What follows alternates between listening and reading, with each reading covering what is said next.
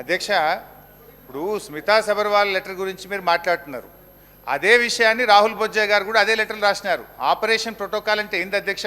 ఇప్పుడు రాహుల్ బొజ్జా గారి లెటర్ కూడా చదివి వినిపిస్తే ఒకసారి. Page number 3, KWDT 2 is mandated to make operation protocol between Andhra Pradesh and Telangana under section 89. Remaining adjudication by KWDT 2. Telangana is willing to consider for ad hoc operation protocol 50-50.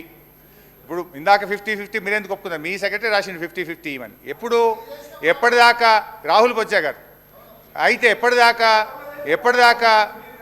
ఎప్పటిదాకా operation protocol final అయ్యేదాకా అని రాశాడు. అదే విషయాన్ని స్మితా సబర్వాల్ రాసింది తప్ప ఇంట్లో కొత్త విషయం లేదు.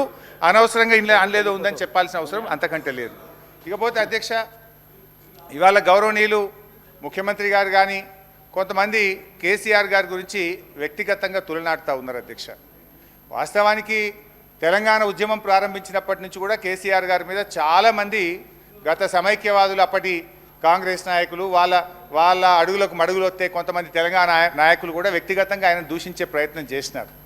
కానీ దురదృష్టం ఏంటంటే ఒక రాష్ట్రాన్ని సాధించినటువంటి వ్యక్తి ఇవాళ కేసీఆర్ గారే లేకపోతే ఈ తెలంగాణ రాష్ట్రం లేదు, ఈ రేవంత్ రెడ్డి గారు ఇక్కడ ముఖ్యమంత్రిగా కూర్చునే అవకాశం లేదు అధ్యక్ష.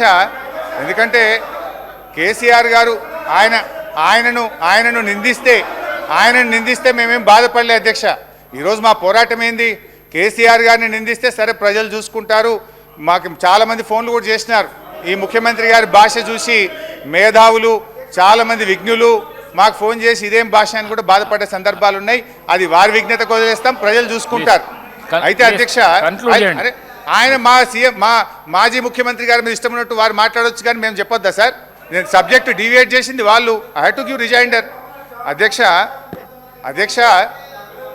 ఇప్పుడు ఆనాడు తెలంగాణకు అవమానాలు జరిగితే కేసీఆర్ గారు తనకు అవమానం జరిగిందని భావించి ఆ రోజు ఒక్కడిగా బయలుదేరిండు, ఎదురొడ్డిండు, పోరాడిండు, ఇవాళ తెలంగాణ రాష్ట్రాన్ని సాధించిండు అధ్యక్ష మళ్ళీ ఒక్కసారి, ఎందుకంటే ఒక్కడిగా బయలుదేరిండే ముచ్చట గురించి మాట్లాడినప్పుడు మాత్రం తెలంగాణ బిడ్డను తెలంగాణ పార్లమెంటులో తెలంగాణ సాధన తెలంగాణ సాధనకు సంబంధించి నేను ఇవాళ తెలంగాణ ఏర్పాటుకు సంబంధించిన విభజన హామీలకు సంబంధించి అమలు పట్ల గత 10 సంవత్సరాలుగా ఈ ప్రభుత్వం ఏం చేసిందో చెప్పాల్సిన అవసరం ఉంది అధ్యక్ష. అదేవిధంగా మాకు బాధ ఏంటంటే తెలంగాణ ఏర్పడడానికి పోరాడిన వ్యక్తులుగా మేము తెలంగాణ, ఇప్పుడు మిత్రులు ఇక్కడ కొంతమంది పార్లమెంట్ సభ్యులు ఉన్నారు, కొంతమంది బయట ఉన్నారు, మాకెన్నడూ కలవడానికి అవకాశం లేదు అధ్యక్ష.